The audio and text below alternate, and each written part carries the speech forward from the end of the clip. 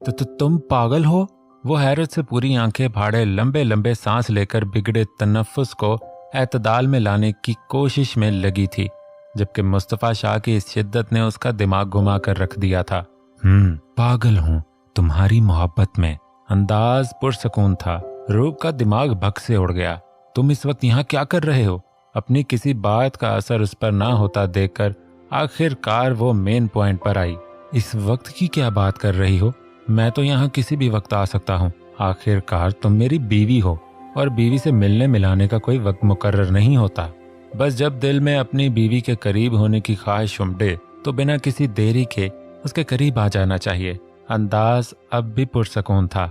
जाओ यहाँ से, मुझे आराम करना है, मैं थक गई हूँ। उसके इस कदर पुरसकून अंदाज ने रूप को झुंझलाने पर मजबूर कर दिया। तो सो जाओ, किसने रोका है? तुम अपना काम करो, मैं अपना काम करता हूँ। वो शायद रूप को पूरी तरह से तंग करने के मूड में था। और इस वक्त मेरे कमरे में तुम्हारा काम क्या है? उसने माथे पर कई तेवरियां चढ़ाईं। मेरा सिर्फ एक काम है, तुमसे मोहब्बत करना। रूप की आंखें फैली तो लब भींच कर मुस्तफ़ा शाह ने अपनी मुस्कुराहट छुपाई। देखो, मैं नहीं चाहती इस वक्त मैं तुम्हारे साथ कुछ बुरा करूं। अगर अपनी हड्डियों की सलामती चाहते हो तो अभी के अभी यहाँ से गुम हो जाओ। अब की बार उसने सख्त लहजे में मुस्तफ़ा शाह को धमकी दी, मगर उसके चेहरे पर फैली दिल फरेब मुस्कुराहट देखकर रूप को समझ नहीं आ रहा था आखिरकार वो इस आदमी को कैसे समझाए। चुपचाप सो जाओ, मुस्तफ़ा शाह ने नरमी से हुक्म सादर किया। ऐसे कैसे सोऊंगी मैं? उसने अपनी आंखों के इशारे से मुस्तफ़ा शाह को उसकी पोजीशन का एहसास करवाया, जो अभी तक उसके ऊपर झुका था। तो मेरा दिल कर रहा था मिसेस शाह के करीब आने का, उसे छूकर महसूस करने का। तुम सो जाओ, मगर मैं अपनी बीवी को ऐसे सोने नहीं दे सकता। निकाह से पहले कुछ और बात थी, मगर अब से मिसेस शाह बिना मेरी कुर्बत को महसूस किए नहीं सो सकती। वो संजीदा लहजे में गोया हुआ तो रूप का हैरत से मुंह खुल गया। उसे सोने का बोल रहा था और साथ ही बोल रहा था कि मिसेस शाह उसकी कुर्बत को महसूस किए बिना नहीं सो सकती, जब मिसेस शाह वो खुद ही थी और मुस्तफ़ा शाह का इरादा उसे परेशान करने का था, तो वो भला कैसे सो सकती थी? वो अभी हैरत के समुंदर से बाहर निकल नहीं पाई थी कि मुस्तफ़ा शाह ने झुककर नरमी से उसकी नाजुक सी गर्दन पर मौजूद निशानात को अपने लबों से निहायत नरमी से छुआ। अंदाज इस कदर नरम था कि रूप का मज़ाहमत के लिए उठा हाथ वहीं रुक गया। कुछ देर पहले जो उसके अंदाज में शिद्दत थी वो अब कहीं ढूंढने से भी नहीं मिल रही थी। थोड़ी देर पहले उसकी गर्दन में दर्द की उठती हल्की हल्की टेसें उसे नींद में भी बेचैन किए थीं, मगर इस वक्त मुस्तफ़ा शाह के सांसों की गरमाइश और लबों का लम्स उसकी गर्दन पर मौजूद तकलीफ की जगह गुदगुदी कर रहा था। दर्द का एहसास कहीं गायब हो गया था। लबों पर अपने आप मुस्कुराहट बिखर गई। सुकून से आंखें मूंद कर उसने सारी मुज़ाहमत तर्क कर दी। अपने एक हाथ को मुस्तफ़ा शाह की गर्दन के गिर्द हायल किया और दूसरे हाथ की उंगलियों को उसके घने बालों में फंसाया। रूप की यह हरकत मुस्तफ़ा शाह के चेहरे पर भी मुस्कुराहट बिखेर गई। कुछ देर वो ऐसे ही खुद को सैराब करते हुए अपने होंठों के लम्स को नरमी से उसकी गर्दन पर छोड़ता रहा। बस ऐसी ही मिसेस शाह मुझे पसंद है, दूसरों के सामने चट्टान की मानद और मेरी कुर्बत में मोम की तरह पिघलती मिसेस शाह का यही रूप मैं हमेशा देखना चाहूंगा। मुस्तफ़ा शाह ने उसके कान के पास सरगोशी की, साथ ही उसके कान की लौ को भी लबों से छूकर वो आस्तगी से उठ खड़ा हुआ, मगर रूप ने अभी तक आंखें नहीं खोली थीं। शर्म से चेहरा गुलनार हो रहा था। मुस्तफ़ा शाह ने मुस्कुराकर साइड टेबल के दराज से फर्स्ट एड बॉक्स निकाला। उसमें से अपनी मतलूबा ट्यूब निकालकर वो बेड पर एक तरफ बैठकर दोबारा रूप पर झुका। उंगलियों की पोरों से आहिस्ता आहिस्ता कुछ देर उसकी गर्दन पर मसाज किया। इस दरमियान नजरें मुसलसल रूप के गुलाबी चेहरे का तवाफ कर रही थीं, जहां शर्मो हया के ना जाने कितने ही रंग बिखरे थे। दवा को दोबारा फर्स्ट एड बॉक्स में रखा, टिश्यू की मदद से अपने हाथ साफ किए। आगे बढ़कर रूप के माथे पर दहकते लबों से अपनी मोहब्बत की मोहर सब्त की। Good night Mrs Shah. सोते वक्त सिर्फ मुस्तफ़ा शाह के ख्वाब देखना। लबों के किनारों में मुस्कुराहट दबाकर वो धमकी आमेज लहजे में गोया हुआ। एक बार फिर उसकी सभी पेशानी को अपने लबों से छुआ। फिर एक भरपूर नजर आंख बंद किए सोने का नाटक करती मिसेस शाह का रूप आंखों में बसाए वो उसके कमरे से निकलता चला गया। दरवाज़ा बंद होने की आवाज़ पर उसने शर्म से बोझल पलकों को खोलकर दरवाजे की सिमत देखा जहाँ से अभी अभी मुस्तफ़ा शाह गया था। ये मुझे क्या हो रहा है? मुस्तफ़ा शाह की कुर्बत को सोचकर एक बार फिर उसे ढेरों ढेर शर्म ने आन घेरा। फ्रेश होकर वो अब अपने जख्म की ड्रेसिंग खुद ही करने लगा, मगर स्प्रिट के जख्म को छूते ही दर्द की शदीद लहर पूरे बाजू में सरायत कर गई। एक तरह से अच्छा ही हुआ वो माँ से मिलने नहीं गया। ब्लैक शर्ट होने की वजह से किसी को उसके जख्म का अंदाज़ा नहीं हुआ, वरना अगर एक टेंशन कम हुई थी तो अगर सब उसका जख्म देख लेते तो शायद एक बार फिर उन्हें परेशानी आन घेरती। तभी दरवाज़ा खुलने की आवाज़ पर उसने झट से अपने बाजू को बेड पर पड़ी शर्ट से कवर किया, मगर सामने मौजूद मिशी के वजूद को देखकर उसने एक ठंडी सांस भरी। अच्छा हुआ तुम आ गई, मुझे ज़रूरत महसूस हो रही थी तुम्हारी।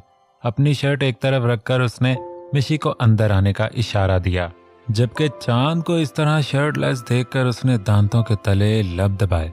छोटे छोटे कदमों से उसके नज़दीक आकर जैसे ही उसकी नज़र चांद के बाजू पर मौजूद काफ़ी हद तक गहरे कट पर गई, दिल को जैसे जोर से धक्का लगा हो। ये कैसे हो गया? आपका कितना खून निकला होगा? दर्द हो रहा होगा ना? आंखों में नमी लिए वो एक ही सांस में इतने सवाल कर गई। बिना चांद की तरफ देखे उसका सारा ध्यान उसके जख्म पर था। बर्फ होते हाथ की नर्म नर्म उंगलियों से जख्म की कुछ दूरी पर मिशी ने उसके बाजू को थामा। चांद ने हैरतज़दा होकर गहरी नज़रों से उसका जायजा लिया। सुर्ख आंखें और नाक, चेहरे पर हल्की हल्की सूजन इस बात की गवाही थी कि वो शायद रोने का शुगल फरमा चुकी है। तुम रोई थी? चांद के गैर मुतवक्के सवाल पर उसे कुछ हैरत न हुई। इतना तो वो जान गई थी, वो उसे उससे भी ज्यादा जानता है। बिना उसकी किसी बात का जवाब दिए कपकपाते हाथों से जख्म को साफ करना शुरू किया। उसका जख्म साफ करते करते ना जाने कब उसके जख्म की तकलीफ खुद में महसूस करके उसके बेआवाज आंसू बहने लगे। ये उसे खुद मालूम ना हुआ, जबकि चांद बहुत गौर से उसके चेहरे का हर उतार चढ़ाव देख रहा था। छोटी सी गिरह लगाकर आखिरकार उसने ड्रेसिंग मुकम्मल की। हाथ बढ़ाकर चांद ने उसकी गालों पर फिसलते आंसुओं को अपनी उंगलियों की पोरों पर चुना। क्यों रो रही हो? इतनी देर से जो वो उसके फारिग होने का इंतजार कर रहा था, आखिरकार अब अपने सवाल को जबान पर ले आया। नहीं तो कुछ नहीं, ये तो बस वैसे ही। वो साफ मुकर गई। चांद ने उसके झूठ पर खफगी से घूरा। आओ, अच्छे तरीके से बैठो यहाँ। बेड ग्राउंड से टेक लगाकर उसने मिशी को अपने बराबर बैठने का इशारा दिया। वो आकर बैठी तो एक बार फिर उसकी नजरें मिशी के चेहरे का तवाफ करने लग गईं। ऐसे क्या देख रही हो? मेरे क्या सर पर सींग निकल आए हैं? उसके मुसलसल घूरने पर वो कंफ्यूज हुई। नहीं, सींग तो नहीं निकले, मगर मेरी सौतेली बीवी को आज मेरी बहुत फिक्र हो रही है। जख्म मुझे लगा है, तकलीफ के आसार मुझे उसके चेहरे पर नजर आ रहे हैं। उफ, लगता है हौले हौले तब्दीली आ रही है। उसने मुस्कुराकर मिशी के रोने पर चोट की। बदले में उसने बुरा सा मुंह बनाया। जी नहीं, वो तो बस तुम्हें ज्यादा चोट लगी थी और चौंके मैंने अल्लाह के फजलो करम से बहुत ज्यादा नरम दिल पाया। यही वजह है कि मुझसे तुम्हारी तकलीफ देखी नहीं गई। लापरवाह ना अंदाज अपनाकर उसने चांद का दिल जला डाला। चांद ने भी उसे खफगी से घूरा। सही है, शौहर चाहे दो मोहब्बत के बोल सुनने के लिए तरस जाए, मगर मजाल है जो इन मोहतरमा की जुबान से फूल झड़ जाएं। हमेशा मेरा दिल जलाकर ही तुम्हें सुकून मिलता है। उसने भी शदीद नाराजगी का अंदाज अपनाकर अपने जले दिल के फफोले फोड़े। खुद पर कंफर्टर खींचकर तकिए पर सर टिकाया। आंखों पर बाजू रखकर शदीद नाराजगी का अमली सबूत दे दिया गया। मिशी के दिल को यकदम मुट्ठी में ले लिया। वो तो उसकी बेबाक नजरों से बचने के लिए उसे तंग कर रही थी, मगर वो नाराज हो गया था। आंखों में एक बार फिर नमी उतर आई। आगे बढ़कर आस्तगी से चांद के कांधे पर अपना सर टिकाकर आंखें मोद लीं। मैंने तुम्हें मिस किया, मुझे तुम्हारी बहुत फिक्र हो रही थी। उसने कभी किसी को नहीं मनाया था, मगर फिर भी आज उसके नाराज हो जाने के डर से वो ये काम कर रही थी, जो कि उसके लिए एक मुश्किल तरीन अमल था। रो क्यों रही थी? चांद ने एक बार फिर अपने पहले वाला सवाल दोहराया। मम्मा की याद आ रही थी मुझे। आज तारा पर मुश्किल आई तो तुम्हारी माँ, तुम्हारे डैड कितने परेशान हो गए।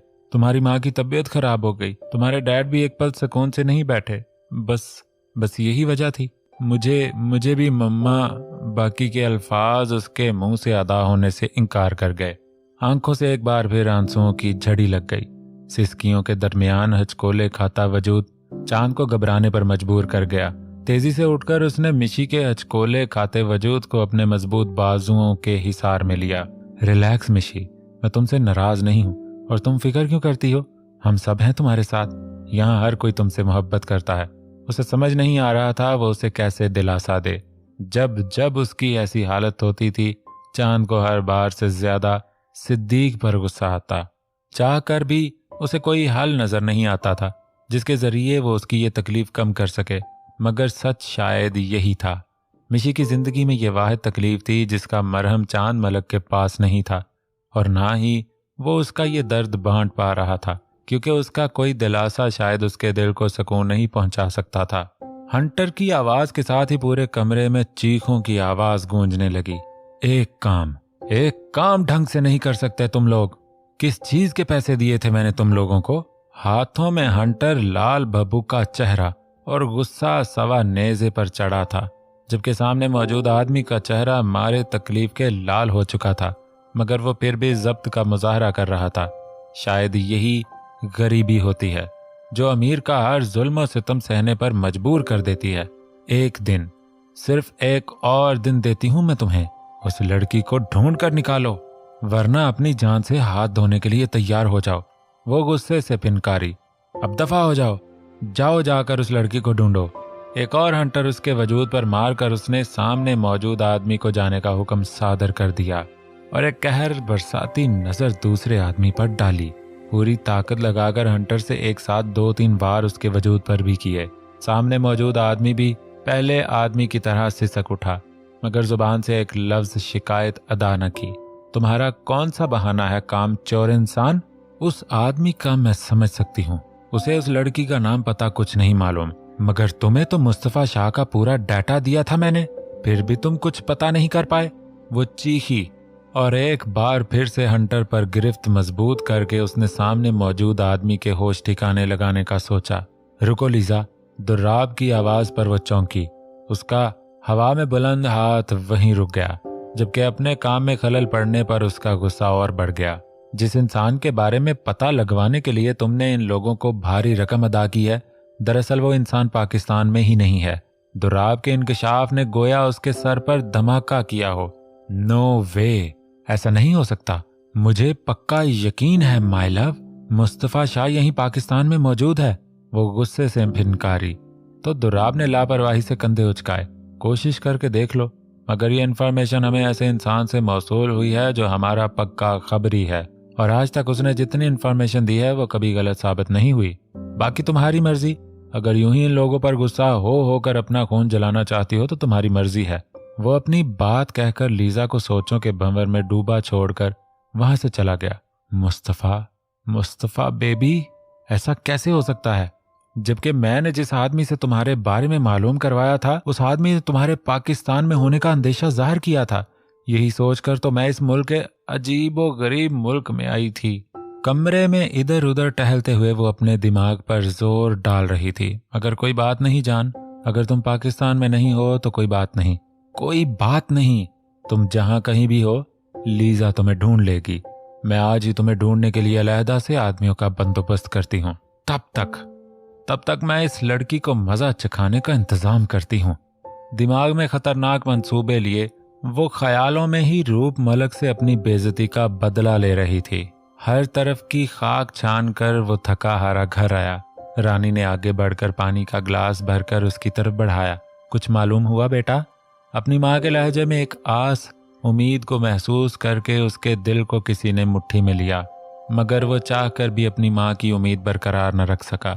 तभी नफी में सर हिलाकर उसने अपनी माँ की उम्मीदों की डोर को तोड़ डाला। उम्मीद टूटने पर उनकी आंखों में नमी फैल गई, मगर अरहम का झुका सर देखकर उन्होंने चेहरे पर मसनूई मुस्कुराहट सजा ली। कोई बात नहीं बेटा, उदास नहीं हो, तुम्हारे बाबा मिल जाएंगे। हो सकता है वो किसी काम से शहर के बाहर चले गए हों और किसी वजह से हमसे कांटेक्ट न कर पाए हों। देखना उनका फोन आ जाएगा। माना कि वो थोड़े लापरवाह तबीयत के मालिक हैं, मगर जैसे ही उनको एहसास होगा तो सबसे पहले तुम्हें फोन करेंगे। वो अंदाजा नहीं लगा पाई वो खुद को दिलासा दे रही है या फिर अरहम को। मगर हकीकत तो यही थी, उसका दिल बार बार किसी अनहोनी का सिग्नल दे रहा था।